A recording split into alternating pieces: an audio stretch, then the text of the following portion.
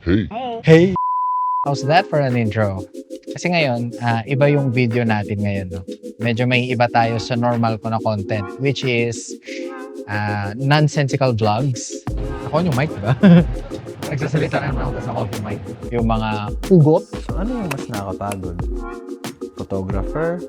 Videographer? O yung nagmamahal ka ng hindi ka mahal?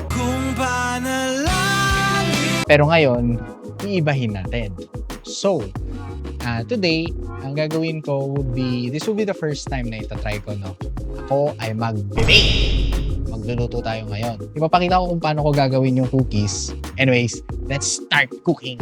Alright, nandito na tayo ngayon sa table. Hello!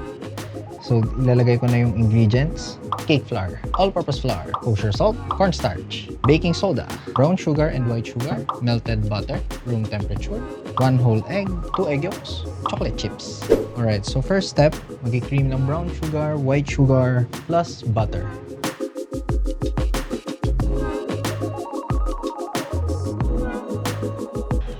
Okay, pwede na yan. Sa previous ko ng mga ginawa, ganito rin yung itsura niya.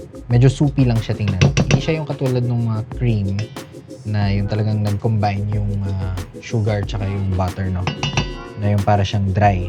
Ito, ganito talaga siya. Para siyang soupy. Okay, so next, idadagdag natin yung itlog, yung 1 whole egg. 1 at a time tayo. 1 whole egg, and then isang yolk hanggang sa yung last na yolk.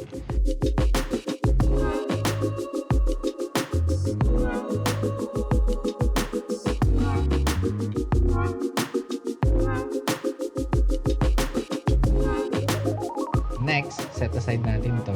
Doon naman tayo sa dry ingredients. Okay, flour. Tapos, cake flour. Then salt. Cornstarch. Baking powder. And then, set aside natin ito. And then, kunin balik yung batter kanina. No? So ngayon, imimix na natin yung dry papunta dito sa ating wet. Pero gradual din ang pagmix. Gradual lang.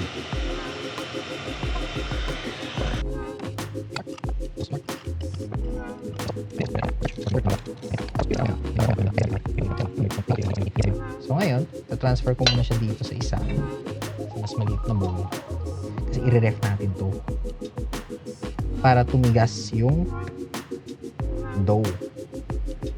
And then, after nun, tsaka mo siya i-shape. Pero bago yan i-ref, tsaka na natin i-add ang chocolates. And then, i-ref na lang siya. Tapos, i-mold siya later.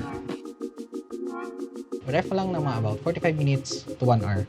Titigas na yan yung dough. So, balik tayo pag nag-mold na.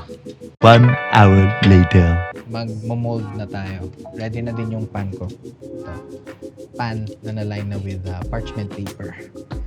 Tapos, lagyan mo ng butter para hindi dumikit yung cookies. So, normally, gumagamit sila ng ganito para mag-scoop.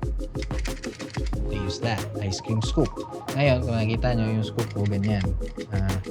Ewan ko, pero gumaganyan yung scoop ko. So, hindi ko siya magamit, no? Or hindi ko siya yung katulad sa iba na pag nag-scoop sila, pag ganon, it just works. Yung sa akin, hindi. It doesn't work. So, sa akin, since may scale ako, sa akin is win-weigh ko na lang since gusto ko rin naman na yung cookies ko would be evenly sized as possible. So, sa akin, sa recipe ko na to, sa akin ang per cookie ko is 40 grams. Ganun ako pag nag-weigh. Medyo mataba-taba lang siya. Siguro mamaya, ipapakita ko na lang mamaya.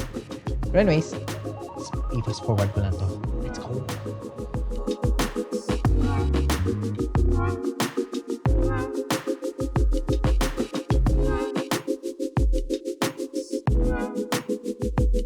A few moments later. So anyways, yung preheat ng oven, ang temperature natin would be 425 degrees Fahrenheit. Nakalimutan ko kung ano yan sa Celsius, 200 plus. Pero 425 Fahrenheit na lang muna hanggang sa mahanap ko yung conversion or ilalagay ko na lang sa screen. Okay, anyways, preheat ako ngayon. Hintayin lang natin hanggang sa ilagay ko na.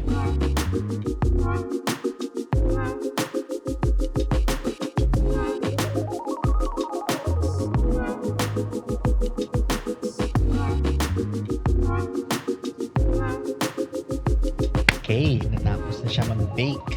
My God, basang-basa yung t-shirt ko. Init talaga ngayon. Hindi ko kaya. Pero anyways, doon tayo balik sa cookies. Ito na siya. Ayan. Ewan ko sa camera kung makukuha ng tama yung color. Pero, yung color niya, it's a bit light brown. Hindi ko siya siguro golden brown. Bakit tayo niya mag-focus? Ayan. Yung pet lang yung medyo dark brown. Yung gitna. Yung gitna yung masarap. Kasi it is very soft and gooey. Yan. Yan yung gitna niya. Yung taas niya, pangit lang tingnan yung taas kasi parang wala siyang tsokolate. Dahil kasi may tsokolate na doon sa loob. Ayan o. Ayan. Kasi ganun yung pag-mix ko kanina eh. Yung texture niya malambot sa loob. Tama lang yung tamis. Chocolate. Kasi puro chocolate yung nakakagat ko ngayon. Pero ako approve ko yung recipe na to. Sarap yung recipe ni Joshua.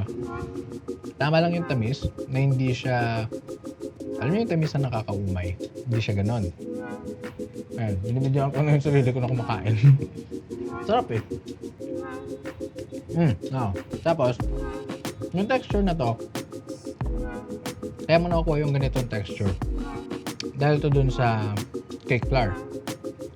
Kaya ayan, tingnan mo. Yung... Ayan. Yung para siyang cake sa loob. Ayan, sa cake flour yan.